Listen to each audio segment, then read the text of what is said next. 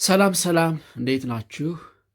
ይህ የአስረኛ ክፍል የሂስትሪ ትምህርት ነው። በዛሬው ክፍለ ጊዜ ትምህርታችን ምዕራፍ 3 ክፍል 5 እንመለከታለን። የመጀመሪያው የውይይታችን ርዕሰ ሀሳብ የሚሆነው ወይም ቶፒክ 3.3 ኤክስተርናል አግሬሽን ኤንድ ዘ ዩኒቲ ኦፍ ኢትዮጵያን ፒፕል ኢን ዲፌንስ ኦፍ ናሽናል ሶቨርኒቲ ፍሮም 1871 ቱ 1896 በሚል ርዕሰ ሀሳብ እንማማራለን። የውጭ ወረራና የኢትዮጵያ ሕዝብ አንድነት የኢትዮጵያን ሉዓላዊነት ለመከላከል ከ1871 እስከ 1896 ባለው ጊዜ ያሉት እንመለከታለን። ያ ማለት በአፄ ዮሐንስና በአፄ ምኒልክ ዘመነ መንግስት ኢትዮጵያ ላይ የተደረጉ የውጭ ወረራዎችንና የኢትዮጵያ ሕዝብ የኢትዮጵያን ሉዓላዊነት ለመከላከል ወይም ዲፌንስ ለማድረግ ያሳየውን አንድነት እናነሳለን።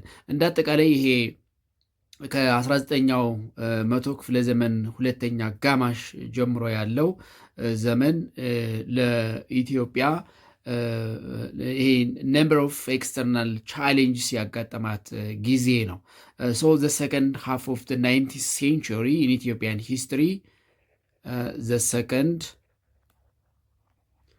half of the 19th century ያ ማለት ከ1970ዎቹ ጀምሮ ያለው ጊዜ the period witnessed numerous external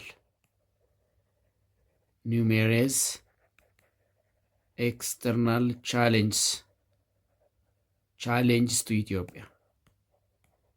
to ኢትዮጵያ በጣም ብዙ ተግዳሮቶች የውጭ ወረራዎች ያጋጠሟት ጊዜ ነው። ስለዚህ the second half of the 19th century is the period witnessed numerous external challenge to Ethiopia and the resilience and unity of Ethiopian people in resisting foreign aggression.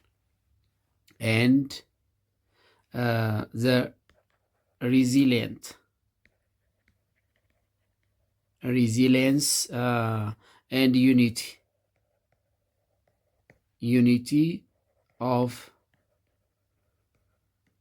Ethiopian people in resisting foreign aggression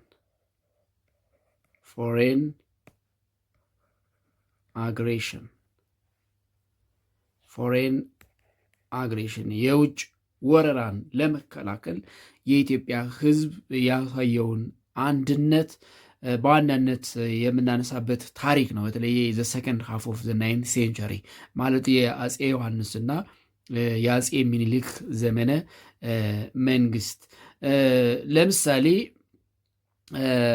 አንዳንዶቹን ኤክስተርናል አግሬሽንስ ኦፍ ኦቨር ኢትዮጵያ ኢን ዘ ሰከንድ ሃፍ ኦፍ 19th ሴንቸሪ ብናነሳ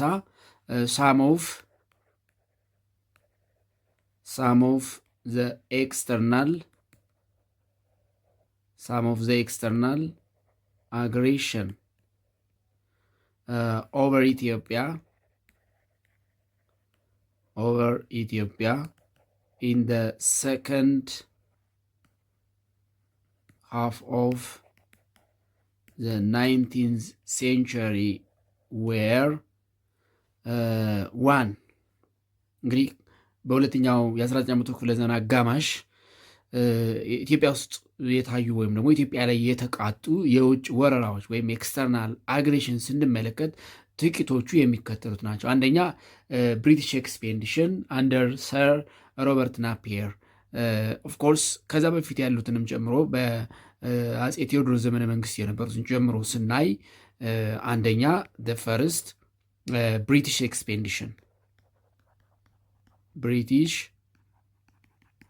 ኤክስፔዲሽን under Sir Robert Napier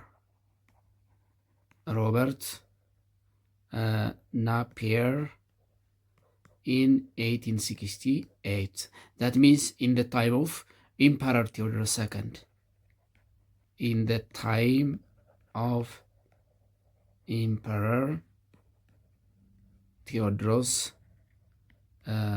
ሰከንድ ኦፍኮርስ የብሪቲሽ አመጣጥ በዚህ ጊዜ እንግሊዝ ምንድነው ኢትዮጵያን ቅኝ ለመግዛት ወይም ለመውረር አልነበረም። እንደምታስታውሱት የአፄ ቴዎድሮስ ሞደርናይዜሽን አተምትስ መካከል ስትሮንግ ሚሊተሪ ፎርስ መገንባት ነበረ። ስትሮንግ ሚሊተሪ ፎርስ ለመገንባት ደግሞ የጦር መሳሪያዎችን ለማምረት ሙከራ አድርገዋል። ለምሳሌ ሞርታር ሴባስቶፖል የሚባለውን ሞርታር ፌመስ ቴዎድሮስ ሞርታር ለማምረት ሙከራ አድርገዋል። ይህንን ለማምረት ደግሞ ሚሽነሪዎችን ይጠቀሙ ነበር። የሚሽነሪዎች እገዛ ያስፈልጋቸው ነበር። በተለይ በአፄ ቴዎድሮስ አስተዳደር ኢትዮጵያ ውስጥ ይኖሩ የነበሩ የእንግሊዝ ሚሽነሪዎችንና አርቲሳን ወይም የዕደ ጥበብ ሰዎችን እንዲሰሩ አስገድዷቸው፣ ነገር ግን ፈቃደኛ አልነበሩም። ስለዚህ አሰሯቸው። በወቅቱ ኩዊን ቪክቶሪያ ኦፍ ብሪቴን እንዲለቀቁ ሚሽነሪዎች እና የእንግሊዝ የዕደ ጥበብ ባለሙያዎች እንዲለቀቁ ደብዳቤ ጻፉ። አፄ ቴዎድሮስ ፈቃደኛ አልነበሩም። ስለዚህ እነሱን ለማስለቀቅ በጀነራል ናፒየር በሰር ሮበርት ናፒየር የሚመራ ጦር ወደ ኢትዮጵያ ልካ እንግዲህ ታስታውሳላችሁ አት ባትል ኦፍ መቅደላ ቴዎድሮስ ራሳቸውን እንዲያጠፉ ያደረገውን ጦርነት በቴዎድሮስና በእንግሊዝ ኃይሎች መካከል ተደርጓል። ስለዚህ የብሪቲሽ ኤክስፔዲሽን አንደር ሰር ሮበርት ናፒየር በ1868 ምክንያቱ ምን ነበር ብለን ስናይ ሪዝን ዋት ዋዝ ዘ ብሪቲሽ ኤክስፔዲሽን ሪዝን ምክንያቱ ምን ነበር ስንል እንግዲህ ቴዎድሮስ ያሰሯቸውን የእንግሊዝ ዜጎች ነፃ ለማውጣት ነው። ቱ ፍሪ ካፕቸርድ ብሪቲሽ ሲቲዘንስ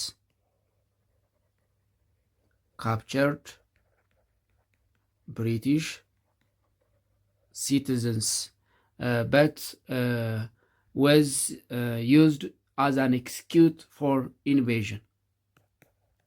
But was used as an excuse of invasion.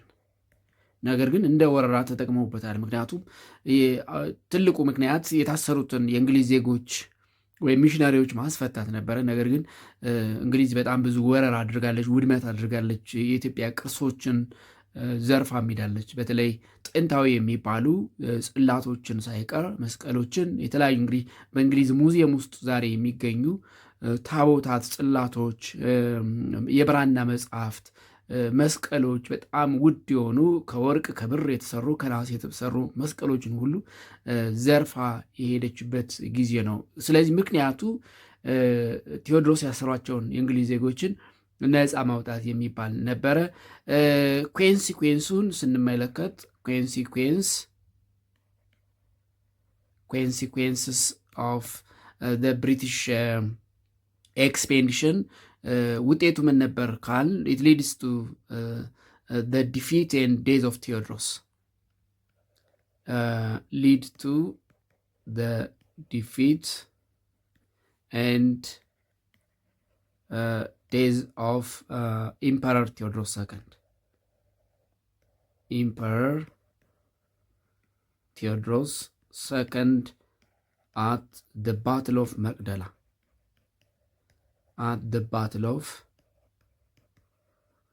መቅደላ መቅደላ ላይ ያው ቴዎድሮስ ራሳቸውን እንዲያጠፉ አድርጓል። የጦርነቱ አንድ ውጤት ንጉሱ ተሸንፈው እጅ ላለመስጠት ሽጉጣቸውን ጠጥተው ሲውሳይድ አድርገዋል ራሳቸውን። ኤንድ ቴምፖራሪ ብሪቲሽ ኮንትሮል ኦፍ መቅደላ ኤንድ ፎር ቴምፖራሪ ብሪቲሽ ኮንትሮልድ መቅደላ ለጊዜያዊም ቢሆን መቅደላን እንግሊዝ ተቆጣጥራለች። የዚህ ኤክስፔዲሽን ወይም ደግሞ የብሪቲሽ ኤክስፔዲሽን ሊሚቴሽንስ ምንድን ነበር የሚለውን ስንመለከት ሊሚቴሽንስ ውስንነቱ The invasion served to underscore the technological and military disparity between the Ethiopian and European armies. The invasion served to underscore the technological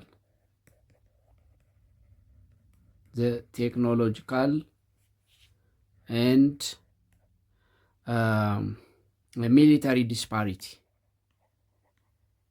military disparity between the Ethiopian and European armies. The Ethiopian and European armies በኢትዮጵያና በአውሮፓ በተለይ በእንግሊዝ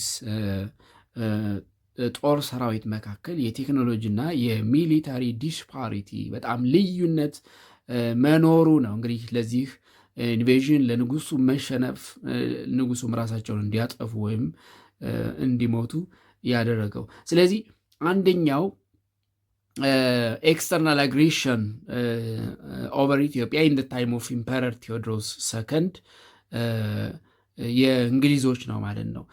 ሁለተኛው ሌላኛው ኤክስተርናል አግሬሽን ኢን ታይም ኦፍ ኢምፐረር ዮሐንስ ወይም በዮሐንስ ዘመን መንግስት የሆነው ነው። ኢጂፕሽያን አተምፕትስ ቱ ዶሚኔሽን ነው። ኢጂፕሽያን አተምፕትስ ቱ ዶሚኔሽን የግብፃውያን ወረራ ነው። እንደምታስታውሱት በዚህ ዘመን እንግሊዝና ግብፅ በጥምር ሱዳንን የግዛት ገዝተው ነበረ። ስለዚህ በተለይ የምዕራቡን ኖርዝ ዌስት የሚባለውን የጎንደር፣ የመተማ፣ የሁመራ አካባቢን ለመቆጣጠር ብዙ ጊዜ ሙከራ አድርጋለች ግብፅ። ስለዚህ ሁለተኛው ኤክስተርናል አግሬሽን ኢን ዘ ሰከንድ ሃፍ ኦፍ 9th ሴንቸሪ ሜንሊ ኢን ዘ ታይም ኦፍ ኢምፐረር ዮሐንስ ፎርዝ የኢታሊያን አተምፕት ዶሚኔሽን ነው። ምክንያቱ ወይም መነሻው ምን ነበር የሚለውን ስንመለከት ሞቲቬሽን ኦር ዘ ሪዝን ዋይ ኢጂፕሽያን አተምፕትስ ቱ ዶሚኔት ኢትዮጵያ ቱ ኮንትሮል ዘ ናይል ቤዝን ኤንድ ኤግዘርት ኢንፍሉዌንስ ኢን ዘ ሆርን ኦፍ አፍሪካ ቱ ኮንትሮል ዘ ናይል ቤዚን ሜንሊ ዘ ሶርስስ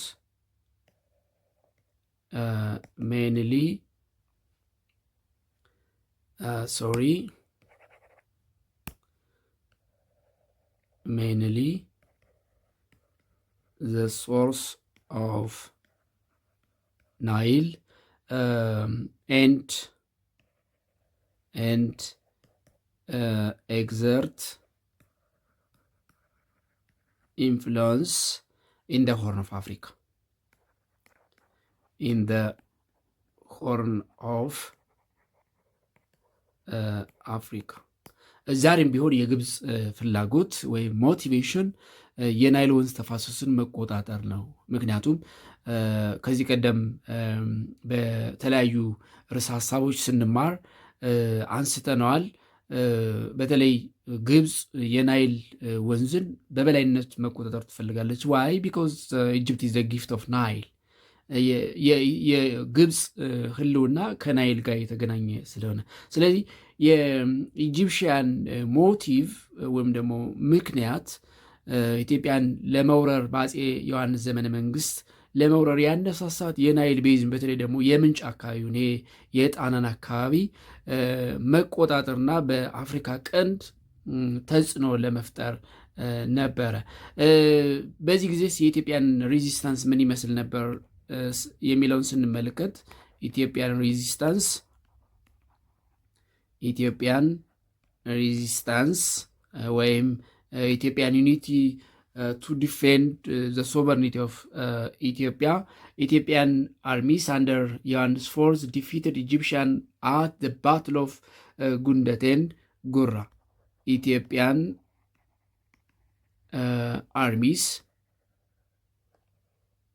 armies under Emperor Yohannes Force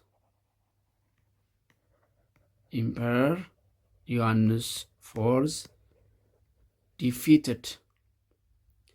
defeated the Egyptians at the Battle of Gundet and at the Battle of ጉራ። ስለዚህ በአፄ ዮሐንስ ዘመነ መንግስት ግብጾች ኢትዮጵያን ለመውረር ሙከራ አድርገዋል። ነገር ግን ታንክስ ቱ ዘ ኢትዮጵያን አርሚስ ኤንድ ዘ ታይም ኪንግ ኢምፐረር ዮሐንስ ፎርስ አት ዘ ባትል ኦፍ ጉንደት ኤንድ ጉራ ግብጾች ተሸንፈው አካባቢውን ለቀው ወጥተዋል ማለት ነው። ነገር ግን ግብፅ ከአፄ ዮሐንስ ጋር ሚን ብሪቴን ኦን ዘ ሳይድ ኦፍ ኢጅፕት ከአፄ ዮሐንስ ጋር ስምምነት ለማድረግ ሞክረዋል። ይህ ስምምነት ህይወት ትሪቲ እየተባለ ይጠራል። ህይወት ትሪቲ ህይወት ትሪቲ ህይወት ትሪቲ ኢን 1884 ባትል ኦፍ ጉንደት 1875 ባትል ኦፍ ጉራ 1876 የተደረገ ጦርነት ነው። ከዚህ ጦርነት በኋላ በእንግሊዝ ምክንያቱም ግብፅ የእንግሊዝ ቅኝ ግዛት ከ1881 ጀምሮ ግብፅ የእንግሊዝ ቅኝ ግዛት ስለሆነች ብሪቴን ከአፄ ዮሐንስ ጋር ስምምነት አድርጋለች። ይህ ስምምነት የህይወት ትሪቲ ይባላል። ለምን የህይወት ትሪቲ ይባላል?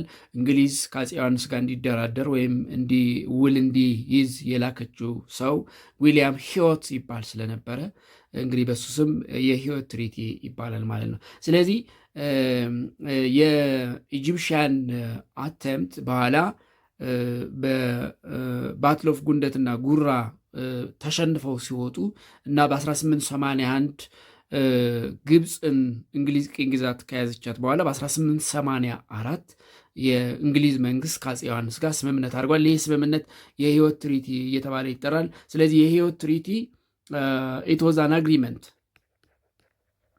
ዋዝ አን አግሪመንት agreement between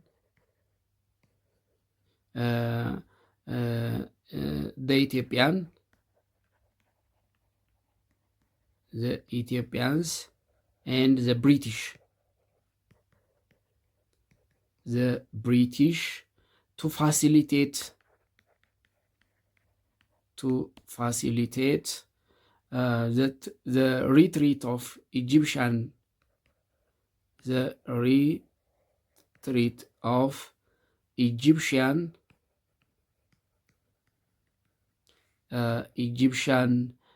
garrisons in Eastern Sudan.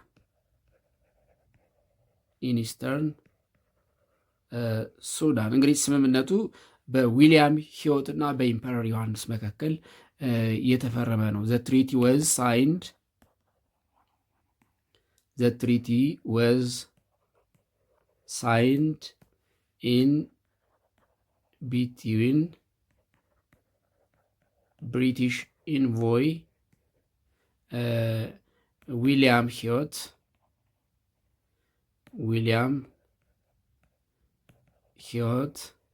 and Emperor Johannes Force.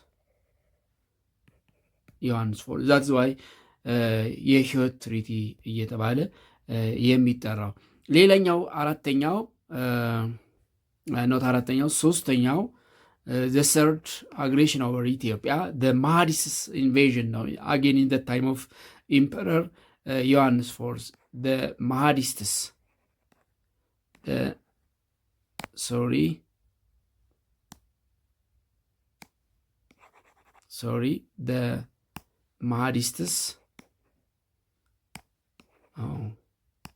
the Mahdists, that is Sudanese invasion, የሱዳኖች ወረራ ነው። again this was in the time of Emperor Johannes. It was in the ታይም ኦፍ ኢምፐረር ዮሐንስ ፎርዝ በዮሐንስ ፎርዝ ጊዜ የተደረገ ወረራ ነው ይሄ ወረራ። ስለዚህ ሶስተኛው በተለይ በአፄ ዮሐንስ ዘመነ መንግስት ኢትዮጵያ ላይ የተቃጣው ወረራ የማሃዲስቶች ወይም ደግሞ የደርቡሾች የሱዳን ደርቡሾች ወረራ ነው። ማሃዲስትስ እንዳልኩት ር ሱዳንስ ላውንችድ አታክ ኦን ኖርዘርን ኢትዮጵያ and emperor died when he fight with the Mahadists. It was Sudanese, that is Mahadists, invasion or attack on the northern Ethiopia and at the Battle of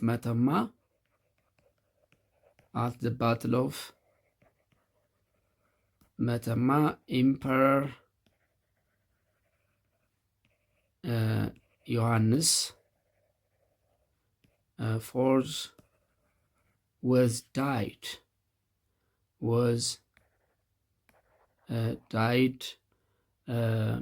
fighting the Mahadists. እንዲያውም የንጉሱን አንገት ቆርጠው እንደ ማስፈራሪያ እንዳደረጉት ሁሉ ታሪክ ይናገራል። ስለዚህ የንጉሱን ሞት ሁሉ ያስከተለ ሌላኛው ኢን ዘ ሰከንድ ሃፍ ኦፍ 9th ሴንቸሪ ኢትዮጵያ ላይ የተቃጣው ወረራ የማሃዲስቶች ወረራ ነው። አራተኛው የኢታሊያን ኢንቬዥን ነው ወይም ኢታሊያን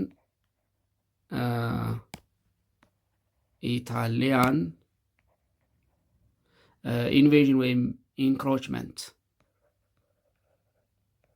ኢንክሮችመንት ሌላኛው የኢታሊያን ኢንክሮችመንት ነው። ዚስ ዋዝ አጌን ኢን ዘ ታይም ኦፍ ኢምፐረር ዮሐንስ በዮሐንስም ጊዜ ኦፍኮርስ በኋላም አድዋ ላይ ስንመጣ ደግሞ በአፄ ሚኒሊክ ዘመነ መንግስት የምናነሳዋለን።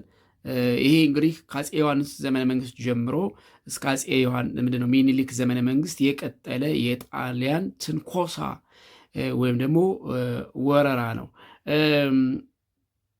እንግዲህ እንደምታውቁት ጣሊያን ኤርትራን ቅኝ ግዛት ይዛ ነበረ። ስለዚህ የጣሊያን ኢትዮጵያን የመውረር ወይም ደግሞ ድንበር የመግፋት እንቅስቃሴ ፍሮም ኖርዝ ኤርትራ የሚነሳ ነበረ። ዘ ኢታሊያን ኢንቬዥን ኦቨር ኢትዮጵያ comes from north, that was from Eritrea, ከኤርትራ የሚመጣ ነበረ ማለት ነው። ነገር ግን the first invasion from ምጽዋ የነበረው it was defeated by ራስ አሉላ አባ ነጋ at the Battle of Dogale. In the first invasion Italian troops were defeated by ራስ አሉላ አባ ነጋ አሉላ አባ ነጋ at the Battle of ዶጋሊ። ነገር ግን at the Battle of ዶጋሊ በአካባቢ የመረብ ምላሽ የሰሜን ቀጠና ገዢ በነበሩት ራስ አሉላ አባ ነጋ ተሸንፈው የመጀመሪያው ትሪቲ ምንድነው ይሄ ኢንቬዥን ወይም ትሪት ምንድነው ሊቋረጥ ችሏል ወይም ደግሞ ሊከሽፍ ችሏል። በራስ አሉላ አባነጋ ዘ ባትል ኦፍ ዶጋሌ ከተሸነፉ በኋላ ከኢትዮጵያ መንግስት ከአፄ ምኒልክ ጋር የጣሊያን መንግስት ስምምነት አረገ። ይህ ስምምነት የውጫሌ ስምምነት እየተባለ ይጠራል። አፍተር ኢታሊያን ኢንቬዥን ፌይልድ at the Battle of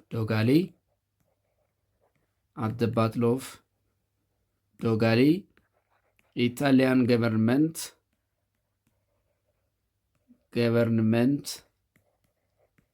signed an agreement with Emperor Minilik II, called the Treaty of Wuchale. The Treaty of ውጫሌ የውጫሌ ውል ወይም ደግሞ ስምምነት የሚል ስምምነት ተስማሙ ማለት ነው። ስለዚህ ውጫሌ ትሪቲ ወይም ትሪቲ ኦፍ ውጫሌ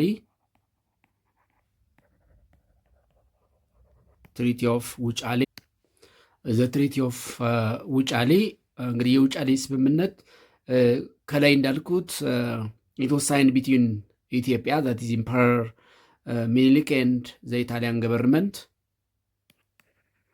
was signed between Ethiopia that is Emperor Minilik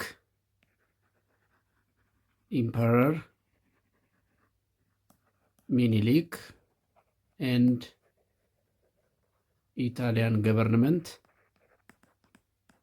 በአፄ ሚኒሊክና በኢታሊያን መንግስት መካከል የተደረገ ስምምነት ነው።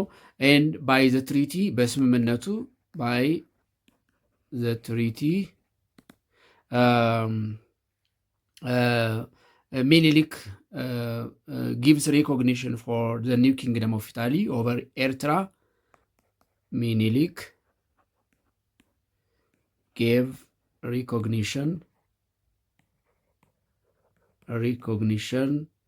for the new kingdom of Italy, that is Eritrea. ለዚህ እውቅና ሰጥተዋል። and provides Italian claims over territory. ይሄ የድንበር ጉዳዩም እንዲሁ ክሌም ተደርጓል። also provide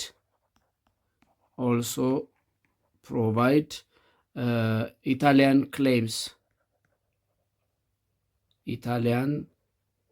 claims over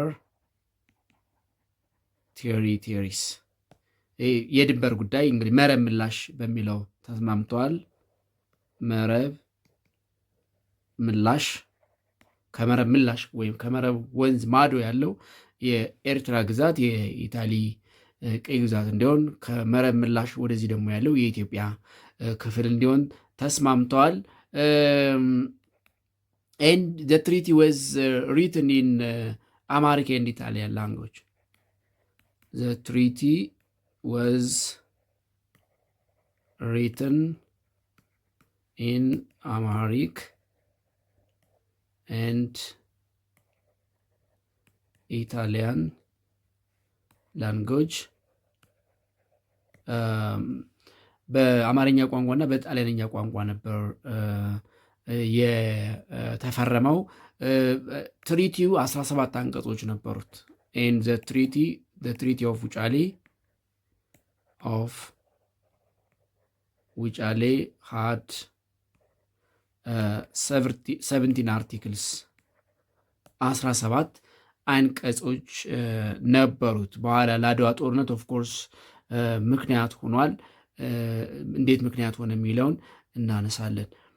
ስለዚህ በውጫሌ ትሪቲ የአጼ ምኒልክ ግዛትና የኤርትራ የኢጣሊያን ቅኝ ግዛት የተወሰነ ቢመስልም ነገር ግን ጣሊያን ለጊዜ መግዣ ነው የወሰደችው እንጂ ኢትዮጵያን ጠቅልሎ የመግዛት ህልም ግን ነበራት። ስለዚህ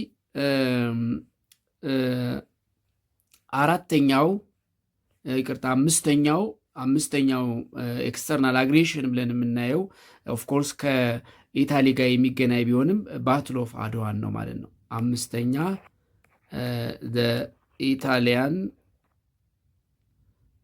ኢታሊያን ኢንቬዥን ኤንድ ባትል ኦፍ አድዋ ኢታሊያን ኢንቬዥን ኤንድ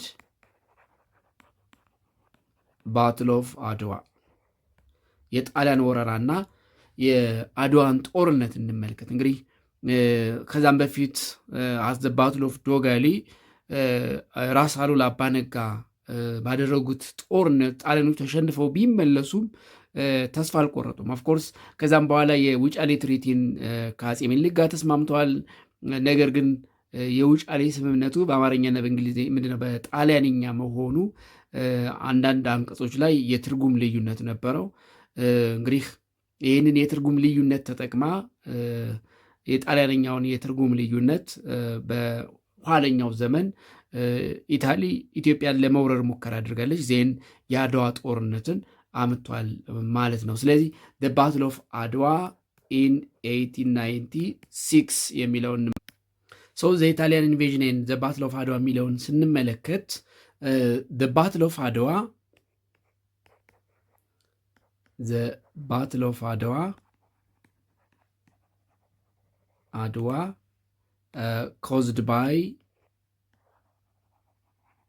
caused by the second Italian invasion attempt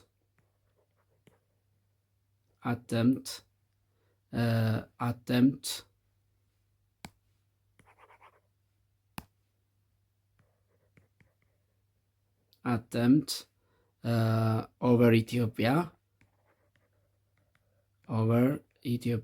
after the battle of Dogali. After the battle of Dogali እንግዲህ ከዶጋሊ ጦርነት በኋላ ለሁለተኛ ጊዜ ጣሊያን ኢትዮጵያን ለመውረር ያደረገችው ሙከራ ነው። ምክንያቱ ምን ነበር የሚለውን ስናነሳ ኮዝስ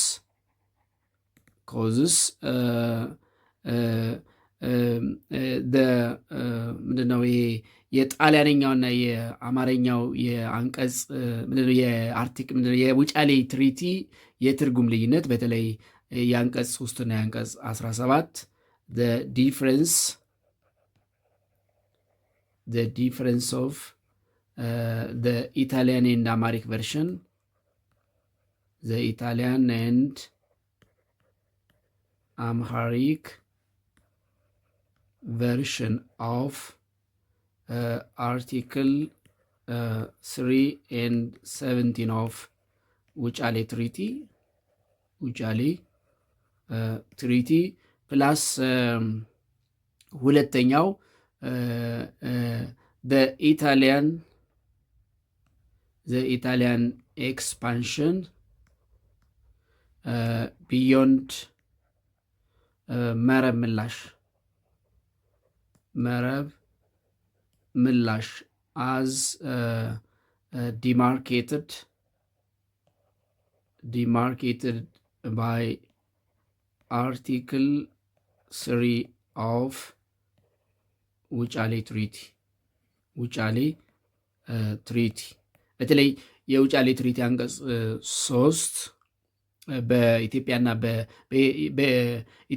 በኢጣሊያን ኤርትራ ኮሎኒ መካከል ያለውን ድንበር ያትት ነበረ። ነገር ግን ከዚህ ስምምነት ውጪ ከመረብ ምላሽ ወደዚህ የኢጣሊያን ወይም ደግሞ የኢታሊ ኃይል መስፋፋት መጀመሩ እነዚህ ምክንያቶች ነበሩ። ስለዚህ ይሄ የባትል ኦፍ አድዋ it was the conclusive battle where the Ethiopian forces defeated the Italians። እንግዲህ በጣም ዝርዝሩ ብዙ ነው። አጼ ምኒልክ የኢትዮጵያን ሕዝብ የጠሩበት መንገድ፣ ያሰባሰቡበት መንገድ፣ ድል ያደረጉበት ቴክኒክ ይህንን መጽሐፍ ውስጥ ኢንዲቴይል እንድታነቡ ተጋብዛችኋለሁ። ስለዚህ the battle of Adwa was the conclusive battle. The conclusive battle where one, Ethiopian forces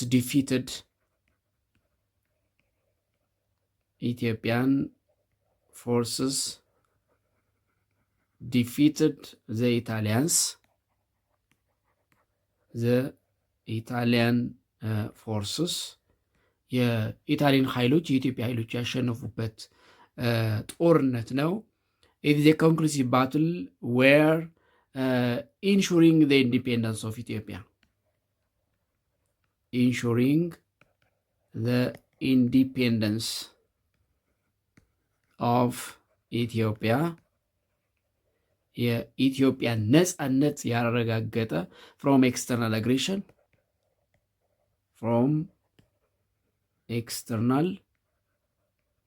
aggression አግሬሽን ያረጋገጠ ጦርነት ነው። ይሄ ብቻ አይደለም። የኢትዮጵያን ዘላለማዊ ነጻነት ወይም ደግሞ ቅኝ ያልተገዛች ብቸኛ ሀገርነቷን ያረጋገጠ ጦርነት ነው። ኢንሹሪንግ ዳት ኢትዮጵያ is not colonized or the only non-colonized African country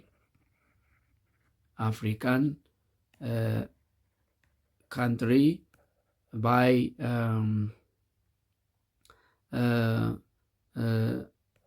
its defense force ይሄ ራሷን በመከላከል ኃይሏ ብቸኛ።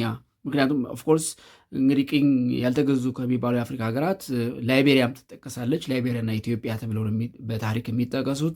ላይቤሪያ እንደ ኢትዮጵያ ኢትስ ዲፌንስ ፎርስ ነፃነቷን ያስከበረች ሀገር አይደለችም።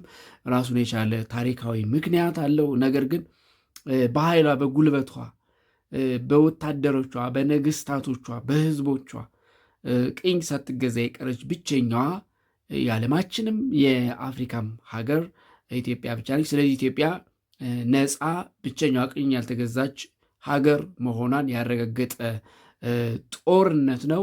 ስለዚህ ቪክቶሪ ኦፍ አድዋ ሴመንትድ ኢትዮጵያን ኢንዲፔንደንስ፣ የኢትዮጵያን ኢንዲፔንደንስ በጸና መሰረት ላይ ያቆመ ነው። እሱም ብቻ አይደለም፣ ኢትዮጵያ የጥቁር አፍሪካውያን የነፃነት ተምሳሌት እንድትሆን ያደረገ ጦርነት ነው። it also became a Balkan for the black people worldwide, showing that it was possible to defeat European colonial powers and maintain one's own sovereignty. እያንዳንዱ ሀገር የራሱን ሉዓላዊነት መጠበቅ እንደሚችል እና ከአውሮፓ ኮሎኒያል ፓወር ነፃ መውጣት እንደሚችል ያሳየ ጦርነት ነው። it also became a beacon for black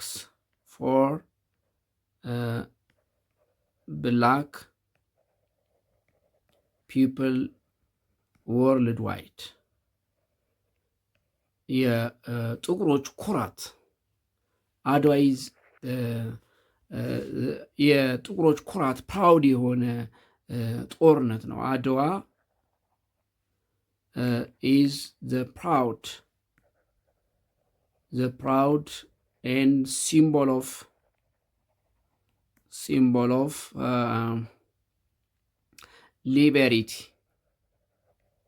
liberty for the whole black people worldwide በዓለም ዙሪያ ሁሉም የጥቁር አፍሪካ የኩራትና የነጻነት ተምሳሌት የሆነ ጦርነት ነው። ስለዚህ ምንም እንኳን ለመጨረሻ ጊዜ ባይባልም ኦፍኮርስ በኋላ እናነሳዋለን በአፄ ኃይለሥላሴ ዘመነ መንግስት የአድዋን ሽንፈቷን ለመበቀል ኢትዮጵያ ለ5 ዓመት ወራ ይዛ ነበር። ኢታሊ ግን ታንክስ ቱ አወር ፓትሪዮትስ ለጀግኖቻችን ለአርበኞቻችን ለቀደምት አባቶቻችን ምስጋና ይሁንና ለሁለተኛም ጊዜ እንግዲህ ጣሊያንን አሳፍረው አሸንፈው ኢትዮጵያን እንድትለቅ ንጉሱም ከስደት እንዲመለሱ አድርጓል። በሚቀጥለው እናነሳዋለን። የኢታሊያን አግሬሽን ፎር ዘ ሰከንድ ታይም ኖት ፎር ዘ ሰርድ ታይም ማለት ትችላላችሁ። በራስ አሉላ ዶገር ላይ ተሸንፈው እንደገና በኋላ አድዋ ላይ ተሸንፈው እንደገና ሶስተኛ ኢትዮጵያን ቅኝ ግዛት ለመያዝ ከአንደኛ የዓለም ጦርነት በኋላ በሁለተኛ የዓለም ጦርነት ዋዜማ በ1935/36 እንደገና እንደ ፈረንጆች አቆጣጠር ማለት ነው ኢትዮጵያን ለመውረር ሙከራ አድርገው ነበር። ነገር ግን ኦፍኮርስ በእንግሊዝም እርዳታ በኢትዮጵያውያን ታጋዮች ወይም ፓትሪዮትስ ጽኑ ተጋድሎ ወይም ደግሞ እምቢባይነት ለሁለተኛም ጊዜ ቢሆን ኢታሊን በማሸነፍ ኢትዮጵያን ነፃ ሀገር ቅኝ ያልተገዛች ብቸኛ የጥቁር ተምሳሌት ሀገር እንድትሆን አድርገዋታል ማለት ነው። እንግዲህ በተለይ ከአፄ ቴዎድሮስ ዘመነ መንግስት መጨረሻ ጀምሮ በአፄ ዮሐንስ በአፄ ሚኒሊክ ዘመነ መንግስት ኢትዮጵያ ላይ የተቃጡ የውጭ ወረራዎች እነዚህ ናቸው። በዚህ መልኩ የኢትዮጵያ ሕዝብ ለኢትዮጵያ ሉዓላዊነት ያደረገውን ተጋድሎ በዚህ እንጨርሳለን። እንዲት ዞል አባውት ቪዲዮ ፎርን በዚህ እንጨርሳለን። ኖት ቪዲዮ 4 ቪዲዮ 5 ሶሪ። በሚቀጥለው 3.4 እና 3.5ን በአንድ ቪዲዮ ለማየት እንሞክራለን። ትንሽ ሰፋ ስለሚል አሁን ባለን ጊዜ በ5-6 ደቂቃ የምንጨርሰው አይደለም። ዘ ኢንሰፕሽን ኦፍ ፓወር ስትራግል አመንግ ዘ ሩሊንግ ኤሊትስ ፍሮም 1906 to 1935 በተለይ ከአፄ ሚኒሊክ መታመም እና ሞት በኋላ በኢትዮጵያ ሩሊንግ ኤሊትስ መካከል የነበረውን ፓወር ስትራግል እናነሳለን እና መጨረሻ ላይ ደግሞ የኢጣሊያንን እንደገና ወደ ኢትዮጵያ መምጣት ወረራ ከ1935 እስከ 1941 ባለው ጊዜ እና የኢትዮጵያን አርበኞች ተጋድሎ የምናነሳበት ክፍል የመጨረሻው ይሆናል። የዛሬውን በዚህ እናበቃለን። በቀጣይ እስከምንገናኝ ደህና ቆዩ።